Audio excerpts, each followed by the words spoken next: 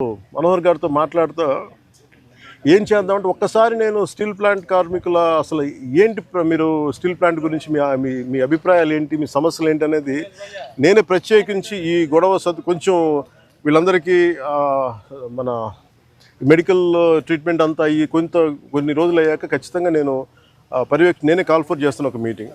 ఒకసారి ఆ మీటింగ్లో మన విశాఖ స్టీల్ ప్లాంట్ కార్మికులు అసలు ఏ సమస్యలు ఉన్నాయి, ఏంటి ఉన్నది నేను అందరినీ సావధానంగా వింటాం. అది రౌండ్ టేబుల్ అంటామా, లేదంటే కూర్చోబెట్టేది వారి ఒక ఇంట్రాక్షన్ కార్యక్రమం ఏ పేరు పెట్టినా కానీ దానికి నేను ఖచ్చితంగా నేను ఒక్కసారి ఆ మీటింగ్ నేనే నా ఆధ్వర్యంలో నేను ఆర్గనైజ్ చేసి ఒకసారి అందరికి వింటాను. ఈలోపు మనందరం చేయగలిగేది పోయిన ప్రాణాలకి ఎంత విలువ ఇచ్చినా కానీ తిరిగి తీసుకురాలని వారి కుటుంబ సభ్యులకి నా ప్రగాఢ సానుభూతిని తెలియజేస్తూ రాష్ట్ర ప్రభుత్వం ఇప్పుడు సహాయ సహకారాలు అందిస్తూ ఉంటుంది. స్టీల్ ప్లాంట్ ఇలాంటి భవిష్యత్తులో ఇలాంటి పునరావృతం కాకుండా ఉండాలి అనేది మా అందరి ఆకాంక్ష. కాకపోతే ఇది మేము ఒక బలమైన పాలసీలు చేయగలం, కానీ నేను ముందు నుంచి పరవాడ కానీ వైజాగ్ చుట్టుపక్కల ప్రాంతాల అనకాపల్లిలో కానీ ప్రతి 5-6 నెలలకి ఒక 8 నెలలకు ర్యాండమ్గా ఒక సంవత్సరానికి 2 సార్లు ఏదో ఒక చోట ఇలాంటి సంఘటనలు జరుగుతూ ఉన్నాయి. ఇది కొంచెం అలామింగ్గా ఉంది నాకు. నేను ప్రత్యేకించి ఏం చెప్తున్నానంటే అసలు యాజమాన్యాలు సేఫ్టీ ఆడిట్ ఎంతవరకు చేస్తున్నాయి, అలాగే రాష్ట్ర ప్రభుత్వం నుంచి దీన్ని పర్యవేక్షణ చేయాల్సిన అధికార యంత్రాంగం ఎలా ఉంది, ఇండస్ట్రియల్ చీఫ్ ఇన్స్పెక్టర్ ఆయన ఏ స్థాయిలో ఉన్నారు, ఒకవేళ చిన్న లోపాలు ఏదైనా ఉంటే వాళ్ళకి కూర్చోబెట్టి పంపించారా, ఒకవేళ సపోజ్ ఏదైనా వైలేషన్స్ ఏమైనా ఉంటే వైలేషన్స్ని మీరు రిపోర్ట్ చేశారా, లేదంటే వాళ్ళు దాని మీద యాక్షన్ తీసుకోలేదు, ఇవన్నీ కూడా జరగాలి. అంటే నాకు ఇందాక చెప్పినది ఎంతవరకు వాస్తవాలు నాకు తెలియదు, జస్ట్ ఒక ఆన్ హ్యాండ్ ఇన్ఫర్మేషన్ చెప్తా ఉన్నాను. ఇక్కడ వైలేషన్స్ ఉన్నాయి, మేము ఒక ఫ్యూ మంత్స్ బ్యాక్ చెప్పాం, 6 months బ్యాక్ కూడా తెలియజేసాం, ఎవరో రెస్పాండ్ అవ్వలేదు అంటే మాకు ఏమనిపించిందంటే ఆన్ ఫేస్ వాల్యూ తీసుకోలేము ఇవన్నీ. సో అందుకనే దీనికి కీలకమైన కారణాలు ఏంటి, the exact causes and investigation the detail enquiry has been initiated to ascertain the reasons and fix responsibility. అంటే ఎవరైతే నాకు ఆఫ్ హ్యాండ్గా చెప్పారు ఇవన్నీ కూడా కమిటీకి నివేదిక ఇచ్చినప్పుడు ఖచ్చితంగా దాంట్లో పరిగణలోకి తీసుకుంటారు. ఎందుకంటే ఇది కూర్చోబెట్టి ఇది పొలిటీషియన్స్ కానీ లేదంటే నా పదవి నాలాంటి అంటే దీనికి మేము పై స్థాయి నుంచి చూడగలం తప్ప దీన్ని లోతుపాతులు అర్థం చేసుకునే ఒక అధ్యయన బృందమే వాళ్ళు దీంట్లో ఎక్స్పర్టీస్ ఉన్న వాళ్ళే మాట్లాడాలి దీని గురించి. కాకపోతే నా ఇంటెన్షన్ ప్రతిసారి ఏంటంటే ప్రతిసారి ఇలాంటి దుర్ఘటన జరిగినప్పుడల్లా మనం బాధపడుతున్నాం, కానీ పునరావృతం కాకుండా ఏమేం చేయగలగాలి, ఎలాంటి చర్యలు తీసుకోవాలి, ఇది మటుకు ఇది నిరంతర పహారా. ఇది అంటే ఇది ఒకసారి నిర్లక్ష్యం కూడా కాకపోవచ్చు, ఒకసారి మెటల్స్ వాటి తీసుకునే వాటి ప్రభావం ఎలా ఉంటుంది, వాటి యాక్షన్ ఎలా ఉంటుంది, వాటి రియాక్షన్ ఎలా ఉంటుంది, always it is certain accidents జరుగుతూ ఉంటాయి. It always surprises. అంటే ఎంతమంది మేధావులు కూర్చున్నా కానీ శాస్త్రవేత్తలు కూర్చున్నా కానీ వాళ్ళు ఎప్పుడు అర్థం చేసుకోవడానికి ఒక కొత్తది సంఘటన జరుగుతూ ఉంటుంది. ఆ కోణంలో కూడా చూడాలి దీన్ని. ముఖ్యంగా కెమికల్ ఇండస్ట్రీస్ కానీ పరవాడలో కానీ ఇవి ఒకటికి యాజమాన్యాలు 1కి 10 సార్లు చూసుకోవాలి. అందుకని ఇలాంటి పునరావృతం కాకుండా ఉండాలని మనస్ఫూర్తిగా మేము అందరం కోరుకున్నాం. మరోమారు నేను మీకు మాటిస్తున్నాను, స్టీల్ ప్లాంట్ కార్మికులందరితో కూడా నేను ప్రత్యేకించి కూర్చుంటాను. ఒక అవసరమైతే ఒకే రోజు అందరూ తీసుకోలేను కాబట్టి కనీసం అటెస్ట్ ఒక 4-5 గంటలు కూర్చుంటాను. ఇంకే నీడెడ్ అవసరం అనుకుంటే ఇంకో రోజు కూడా దీన్ని ఎక్స్టెండ్ చేసుకొని నేను దీని మీద మీ సమస్యను సంపూర్ణంగా అర్థం చేసుకోవడానికి దాన్ని ముందుకు తీసుకెళ్తాను. ముందు ఇదంతా అవనివ్వండి. అంటే ఇప్పుడు ఈ కమిటీ అయింది ఏం లేదంటే నాకు రేపేం చెప్పేసి ఎల్లుండి అని చెప్పేసి, కానీ నాకేంటంటే ఇప్పుడు కమిటీ వస్తుంది కదా బుకారం స్టీల్ ప్లాంట్ నుంచి. ఆ కమిటీ అంతా వచ్చిన తర్వాత ముందు దీని మీద ఒక సంపూర్ణమైన ఒక స్పష్టత వచ్చిన తర్వాత దాని తర్వాత తీసుకుంటాం.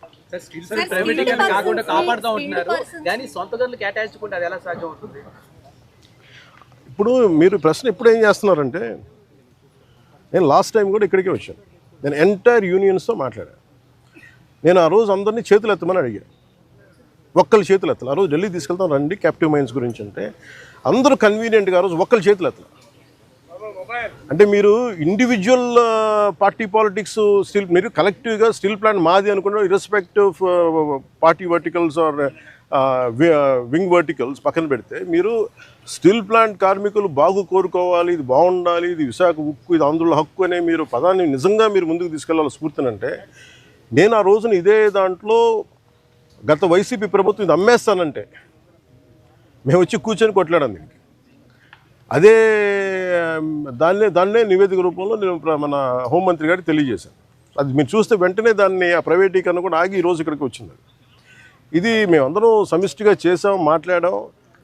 కాకపోతే ఏమవుతుందంటే దీన్ని క్యాప్టివ్ మైండ్స్ అంటే మరి ఇంతకాలం ప్రాబ్లం ఏమవుతుందంటే సార్, మీరు మాట్లాడుతున్నప్పుడు నన్ను అడగగలరు.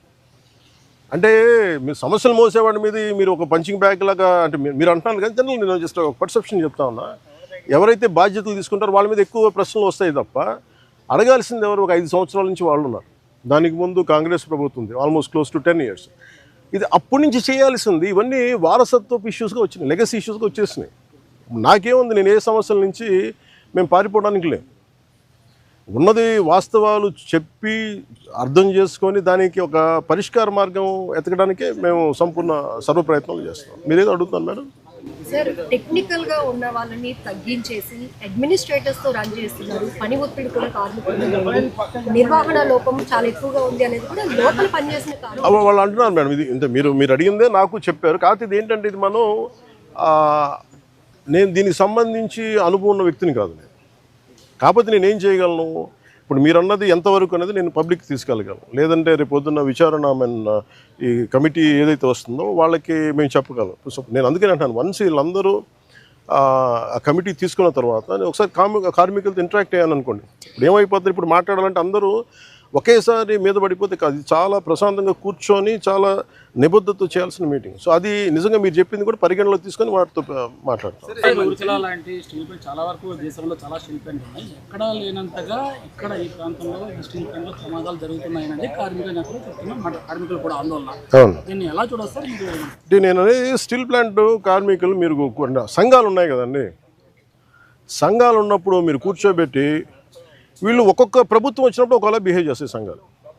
నాకు ఇబ్బంది ఏముందంటే, సంఘాలు అనేవి ఇర్రెస్పెక్టివ్ ఆఫ్ ఏ ప్రభుత్వం వచ్చింది ఏ ప్రభుత్వం పోయింది అనే కంటే కూడా సంఘం కార్మికుల సంక్షేమం కోసం ఇర్రెస్పెక్టివ్ ఆఫ్ మనం ఎవరు బాగా చేయగలం అని ఆలోచించాలి తప్ప, మీరు వైసీపీ వచ్చినప్పుడు కాంప్రమైజ్ అయిపోయి, వైసీపీ వచ్చినప్పుడు ఈ స్థలాలని మనం ప్రైవేటీకరణ చేసేద్దాం వాళ్ళతో కుంభకి, ఇవి నేను వాస్తవంగా చెప్పగలను.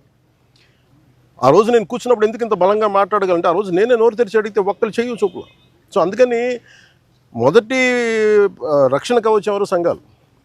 సంఘాలు ఈ పొలిటికలైజేషన్లోనో లేదంటే మన పార్టీ రాజకీయాల్లో పడిపోయి నిజంగా కార్మికుల సంక్షేమం ఎంతవరకు ముందుకు తీసుకెళ్లారు అనేది కూడా నాకు వాళ్ళతో కూర్చొని నేను మాట్లాడతాను సార్. నేను I don't try to shy away or shun away from this.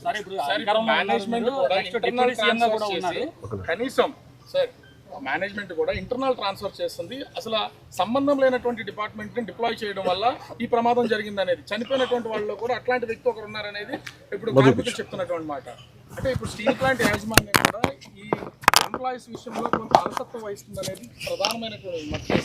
దీని మీద అసలు ఏమన్నా మేనేజ్మెంట్తో మాట్లాడడం కానీ అంటే ఇవన్నీ సార్, ఇవన్నీ కూర్చోబెట్టి మనం ఇలాంటి సంఘటన జరిగినప్పుడు మాట్లాడతాం. సంఘటన జరిగినప్పుడు అన్నీ బయటకు. నేను ఏమంటానంటే, who is the first line of defence ఇక్కడ మీరు చెప్పండి. ఫస్ట్ లైన్ ఆఫ్ డిఫెన్స్ ఎవరు? కార్మిక సంఘాలు, యూనియన్స్. వాళ్ళ పనులు సరిగ్గా చేస్తున్నాయా లేదు, ఇవన్నీ వాళ్ళు మాట్లాడాల్సింది. వాళ్ళు ఆ రోజు నేను వచ్చి కూర్చున్నప్పుడు ఒక్కడు నేను ఇదే చెప్పాను, మాకు ఇన్ని సమస్యలు ఉన్నాయి. ఓకే, మన అందరం కింద పెడతాము, మీద పెడతాము, వెళ్తాము, 10 సార్లు ఒక నెగోసియేషన్ జరుగుతాయి. అసలు సమస్యని మీరు ఇవన్నీ చెప్పకుండా మీకు అన్యాయాలు ఇవి జరిగిపోతున్నాయంటే, నేను అనేది ఏంటంటే, మీరు ఒక లాజికల్గా ఒక రేషనల్గా మాట్లాడకుండా పూర్తి ఎమోషన్ మీదను ఇలా కూర్చొని మాట్లాడితే కాదు. కూర్చోబెట్టి లాగ్ బుక్స్ తీసుకోవాలి, ఏమేం జరిగినాయి, నిజంగా మీరు చెప్పినట్టుగా అడ్మినిస్ట్రేటివ్ జాబ్ని పెంచి స్కిల్డ్ లేబర్ని లేకుండా చేస్తారు. ఇవన్నీ ఏంటంటే మనం ఆఫ్ ద హ్యాండ్ ఇలాగ మనం కూర్చొని, ఇది మీడియా ట్రయల్ కాదు, లేదంటే సోషల్ మీడియా ట్రయల్ కాదు. It should be a very deep investigative approach with committee of experts has to happen. దీనికి పొలిటికల్ విల్ ఉండాలి. దీనికంటే నేను ఈ రోజుకి చెప్తాను కదా, ఇండివిజువల్గా మేము యాజ్ జనసేన పార్టీ ఈరోజు మేము ప్రభుత్వంలో భాగస్వామ్యం అయినా కానీ మేము ఎక్కడ దీన్ని షన్ చేయట్లేదు. More than willing to understand. మేము పదే చెప్పాం కేంద్ర ప్రభుత్వానికి, ఏది అధికారంలో లేనప్పుడు చెప్పాం, ఇది మీరు దయచేసి దీన్ని ఇది ఒక హార్డ్ కోర్ మేము త్యాగాలతో వచ్చింది ఇది, మీరు దయచేసి దీన్ని చూడండి అంటే మేము దాన్ని స్ఫూర్తిని వాళ్ళు గౌరవించారు. ఈరోజు ఉంది అంటే ప్రైవేటీకరణ కాకుండా ఉండాలంటే. కాకపోతే దీన్ని కాపాడుకోవాల్సింది కూడా ఒక నిజంగా అన్డ్యూ డిమాండ్స్ ఏమైనా ఉన్నాయా, జెన్యున్ డిమాండ్స్ ఉన్నాయా, ఇవన్నీ కూడా చాలా నిబద్ధతతో కూర్చొని చేయాలి. చాలా కన్సల్టేషన్స్, చాలా డెలిబరేషన్ జరగాల్సిందే. అందుకని నాకు స్టీల్ ప్లాంట్ చాలా అద్భుతంగా ఉండాలి, ఇలాంటి ప్రమాదాలు జరగకూడదు అనేది మా అందరి ఆకాంక్ష. Thank you.